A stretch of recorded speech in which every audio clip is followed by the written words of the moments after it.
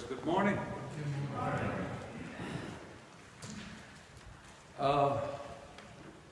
Let me share with you a little bit about what we're going to do today. As you see, the preparation of proscomedia, typically done beforehand, before most of the people that even serve is in the process of being done. So, and most of you have learned about it in church school, but never seen it. And I thought it would be beneficial for all of us, not only the kids, but all of us adults, because most of us never seen it. So to share it with you, at least periodically, maybe once a year, maybe once every 2 years. And today is one of those days. The challenge that we are going to face, the time that I used to spend early, now I'm going to spend it inside the liturgy. So it's going to take a little bit longer. And so that's going to be the difference on that time. But I would like to ask all of you, especially allow the kids to be up front. And not because they're kids, because they're shorter. And those are shorter up front. Even if you're not a kid, those are shorter, be up front. Closer, as close as possible so you can hear me. And I'm not going to give you any commentary on what's going on or any of that stuff in order to maintain the integrity of the prayer. So I'm still praying instead of feeling like I'm performing. So I hope any questions that you have that pops up in your mind later and you want to ask, you may ask me if you're adults, and if you're in church school, make sure you ask your church school teacher. And I know that he's been teaching you some of the preparation of holy gifts, but today you'll see it in real. So, yesterday, the man in the Brotherhood of the Cross decided to clean up the utility room, and the word was out that we want to make sure we keep Father away from there, so they can clean things. I guess I get the hint. And the hint is this: I'm one of those that like to hoard things, and I don't like to waste things.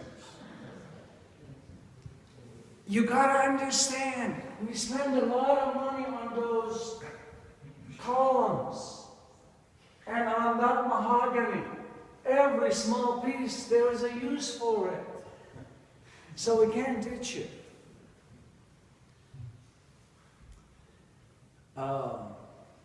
And the gospel reminds me with what's happening to us today. Jesus was followed by a huge crowd. And he began to speak to the crowd about the hypocrisy of the Pharisee. Let me set the record straight. The Pharisees always seem to get the bad rep. But in reality, many of them were decent and good, and a good number of them followed the Lord. But there was a very strong element among them that were a bunch of hypocrites. And Jesus was not very kind. He did not hold any punches. He laid it out as is. He called sin, sin. He called hypocrisy, hypocrisy. There is no two ways around it. It's a wonderful thing to be able to speak the truth. But I think we need to be reminding ourselves to speak it with love. You know, if we don't speak the truth with love, it becomes like rock you're hitting people with. And it would be damaging, hurtful, and painful. And it doesn't need to be that one.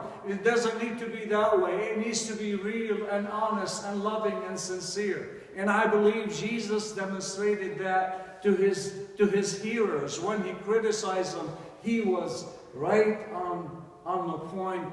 and he was loving and kind in his criticism. And then somebody came up to him and he said, Lord, they called him Rabbi. Rabbi in Hebrew means teacher. You know, you're familiar with the pronunciation rabbi. That's the wrong pronunciation. Rabbi. And it's an extraction from the term Lord. Or my Lord. In Aramaic language and sound and sense. And he said, Rabbi, please talk to my brother and help him and help me settle our inheritance. And Jesus said to them, who made me an arbiter between you and your brother? It means I don't want to have anything to do with it. I don't want to make any comment on it. I don't want to tell you what to do. And yet Jesus turned around and he told them what to do. And yet Jesus turned around and he gave a parable. And there, the parable was about a rich man who had everything, who had a nice barn. And then one day he looked in his barn, he said, well, you know, this is really small enough. There is not enough space for me to add more grain and more barley and more of the crops that I raise. I need a larger place. And, you know, in human sense, it's good. In human sense, it's good. Like saying to yourself, you know, I'm making decent money now. I think I need to be concerned about those rainy days. I need to be concerned about saving money for the time when I'm older and probably my income is not the same and I need to save for some retirement. And that's a good thing. But this man was doing far beyond